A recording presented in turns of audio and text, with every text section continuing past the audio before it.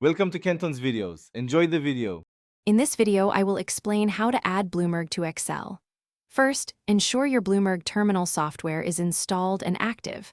Open Excel, then click File and Options. From there, select Add-ins, choose Excel Add-ins, and click Go.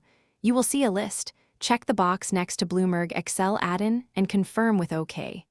This process typically takes less than 1 minute to complete. Once the add-in is active, you can start using Bloomberg functions. Two essential ones are BDP and BDH. BDP, or Bloomberg Data Point, is perfect for retrieving a single, current data point, like today's closing price.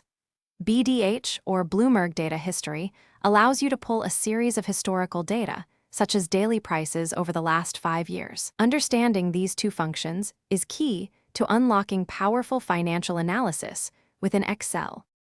To build a basic data spreadsheet, organize your information clearly. Place your security tickers, like IBM US Equity, in one column, perhaps column A.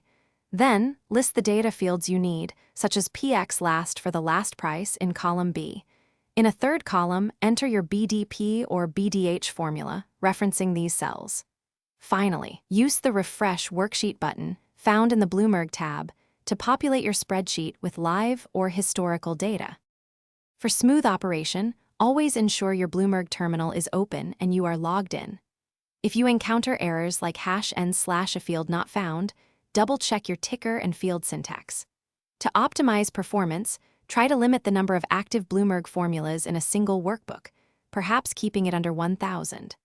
For more complex issues or persistent errors, the Bloomberg Help Desk is an excellent resource, available 24 hours a day, 5 days a week. Thanks for watching. Consider subscribing if we helped you.